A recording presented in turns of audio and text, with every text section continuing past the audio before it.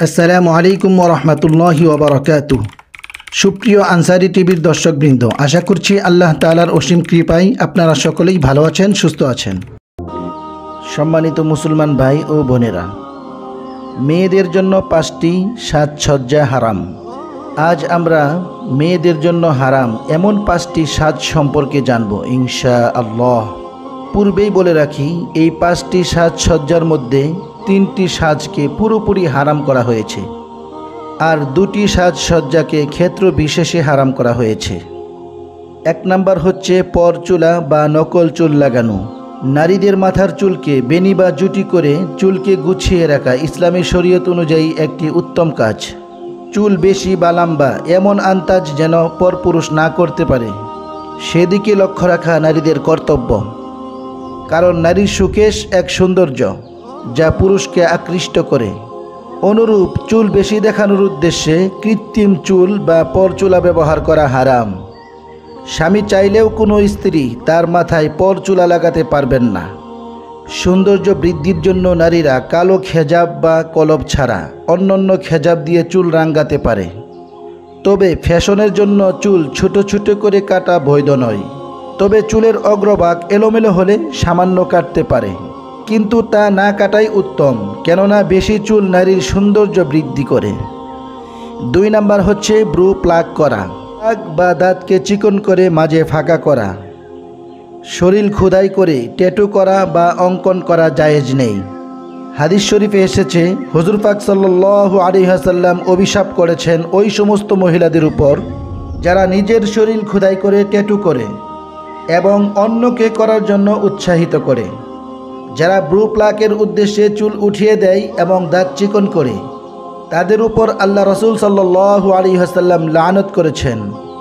কেননা সৌন্দর্যের জন্য আল্লাহর সৃষ্টিতে পরিবর্তন করে ফেলা আল্লাহ রব্বুল আলামিন কখনোই পছন্দ করেন না। 3 নাম্বার হচ্ছে কপালে টিপ পরা। রাসূলুল্লাহ সাল্লাল্লাহু আলাইহি ওয়াসাল্লাম নারীদের কপালের মধ্যে টিপ ব্যবহার করা নিষিদ্ধ ঘোষণা করেছেন।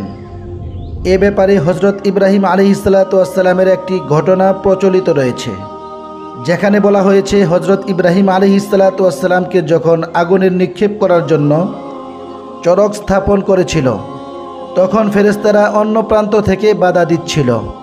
তখন শয়তান নমরুদের লোকদেরকে পরামর্শ দিয়েছিল যে ফেরেশতারা যখন বাধা দিচ্ছে তাদেরকে দূর করার জন্য কিছু উলঙ্গ অশ্লীল নারীদেরকে আনো, যাদের কপালে টিপ দেওয়া থাকবে এবং তারা থাকবে উলঙ্গ। অতঃপর শয়তানের প্ররোচনায় নমরুদের অনুসারীরা এই কাজটি করেছিল এবং সেখান থেকে রহমতের ফেরেশতাগণ চলে গিয়েছিল। তখন থেকে নারীদের কপালে টিপ দেওয়া বিধানটি ইসলামে নিষিদ্ধ রয়েছে। 4 নাম্বার হচ্ছে ঘণ্টাযুক্ত নূপুর পরা। মহিলাদের নাক বা কান ফুরিয়ে তাতে অলঙ্কার ব্যবহার করা, এই ব্যাপারে ইসলামে বৈধতা রয়েছে। এভাবে গলায় হার বা পায়ে নূপুর পরাও বৈধ, তবে নূপুরে যদি বাজনা থাকে। একদিন হযরত মা আয়েশা রাদিয়াল্লাহু তাআলা আনহার নিকট কোনো এক বালিকা বাজনাদার নূপুর পরে আসলেন।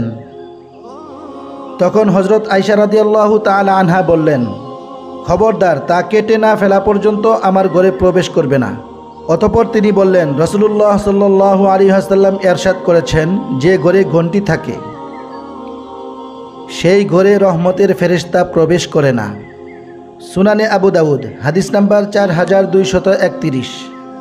তাই ঘণ্টি, বাজনা, গুনগুন হলো শয়তানের বাদ্যযন্ত্র। সহিহ মুসলিম শরীফ হাদিস নাম্বার 2114। 5 নাম্বার হচ্ছে স্বামী ব্যতীত অন্যের জন্য সুগন্ধি ব্যবহার করা। সুগন্ধি ব্যবহার করা আসলেই সুন্নত। ইসলামে নারীদের জন্য পর্দার বিধান আর ইসলামে নারীদের জন্য সুগন্ধি ব্যবহারের বিধান পরস্পরের পরিপূরক, অর্থাৎ একই বিধান। নারীরা এমনভাবে সুগন্ধি ব্যবহার করবে যাতে করে ওই সুগন্ধ কোনো পরপুরুষ না পায়। অর্থাৎ একজন নারী শুধুমাত্র স্বামীর জন্যই বাসায় সুগন্ধি ব্যবহার করতে পারবে, তাছাড়া কিন্তু নয়। সুগন্ধি ব্যবহার করে বাসার বাইরে বের হলে, স্বামীর সাথে বের হলেও তা পরপুরুষ বুঝতে পারবে। তাহলে তো তার ইসলামী বিধান অনুযায়ী পর্দার বিধান রক্ষা করা হলো না। রাসূলুল্লাহ সাল্লাল্লাহু আলাইহি ওয়াসাল্লাম বলেছেন, পুরুষেরা গন্ধ পাবে এমন উদ্দেশ্যে আতর বা সুগন্ধি মেখে কোনো মহিলা যদি পরপুরুষের মাঝে চলাফেরা করে তাহলে সে একজন জিনাকারিনী মহিলা হিসেবে গণ্য হবে। নাউজুবিল্লাহ। সহিহুল জামে হাদিস নাম্বার 105। আল্লাহ তাআলা আমাদের মা বোনদেরকে এই সমস্ত সাজসজ্জা থেকে বিরত থাকার তৌফিক দান করুন এবং হারাম সাজসজ্জা থেকে নিজেকে বিরত রেখে জাহান্নাম থেকে বাঁচার তৌফিক দান করুন। আমিন। আসসালামু আলাইকুম ওয়া রাহমাতুল্লাহি ওয়া বারাকাতুহু। জাযাকাল্লাহ।